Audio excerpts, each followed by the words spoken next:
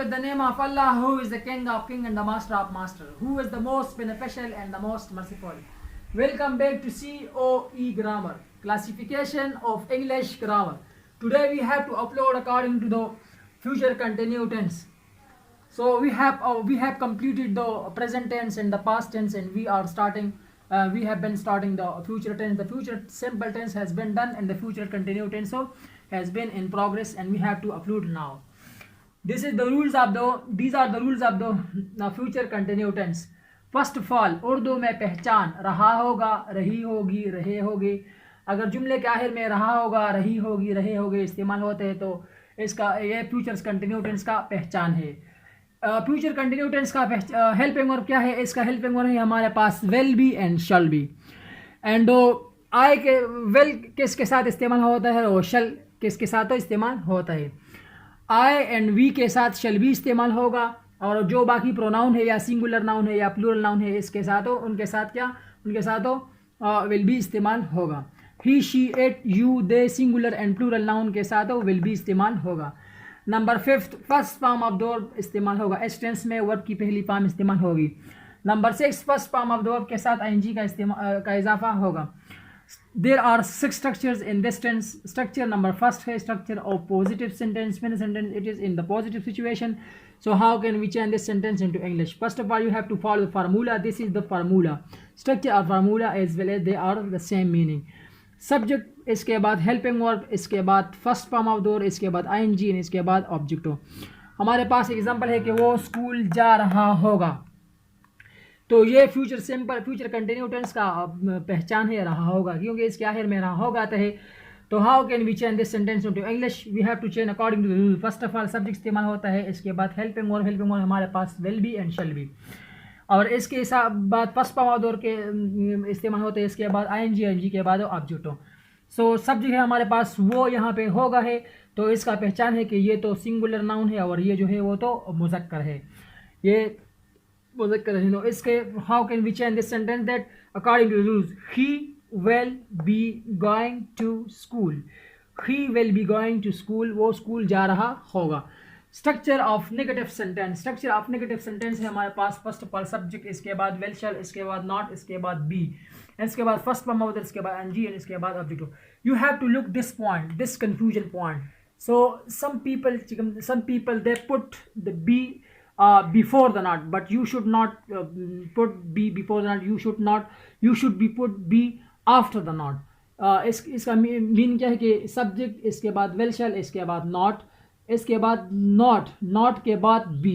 यहाँ पे आप लोगों को यहाँ बी नहीं लगाना चाहिए, बी नॉट के बाद लगाना चाहिए, इसमें तो थोड़ा सा कंफ्यूजन है। इसके बाद first form of the verb है, first form of the verb के बाद आईएनजी है, इसके बाद ऑब्जेक्ट है।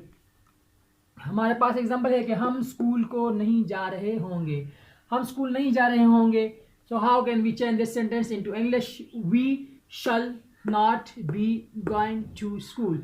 वी है हमारे पास एज ए सब्जेक्ट, शल है as helping verb, not according to not, be according to the be, go according to first form, इसके साथ आईएनजी, टू प्रीपोजिशन, और school is an object. Structure of single interrogative sentence, structure of single interrogative sentence है हमारे पास, इसका formula है पहले will शैल इस्तेमाल होता है, इसके बाद सब्जेक्ट, इसके बाद बी, इसके बाद first form of the verb, इसके बाद आईएनजी, इसके बाद object.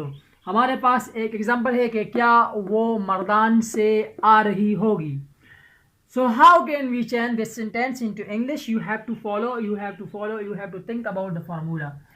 First of all will इस्तेमाल होता है या शैल, हेल्पिंग वर्ब है। सो विल, क्या वो मर्दान से आ रही होगी? वेल शी, क्योंकि तो मुअन्नस है। Well she be coming from Mardan, क्या वो मर्दान से आ रही होगी? Well she be coming from Mardan.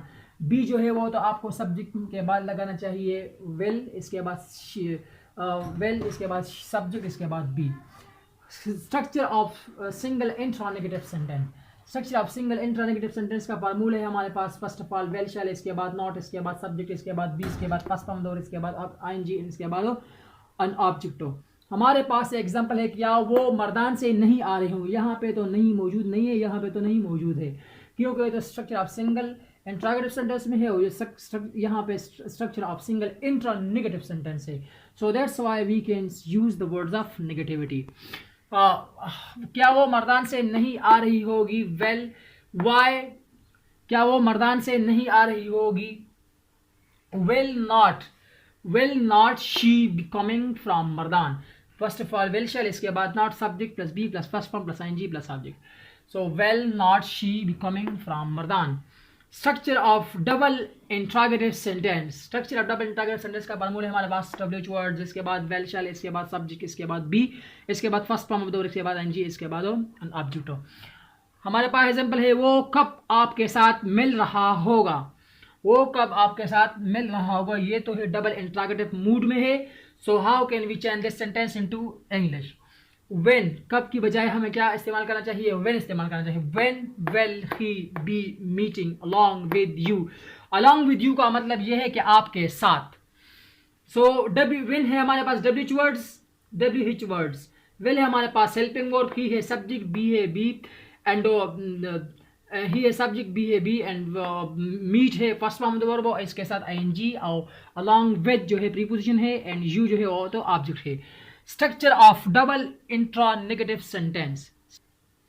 Structure of double intra-negative sentence. If a sentence in double interrogative as well as in the negativity, so how can we change this sentence into English? Look at the formula. First of all, WH words, इसके बाद will shall, इसके बाद not, इसके बाद subject, इसके बाद be, इसके बाद first form और last form के बाद ing के बाद object. वो क्यों आपके साथ नहीं मिल रहे होंगे? Why will not they meeting along with you? This is enough for you. Thank you so much once again.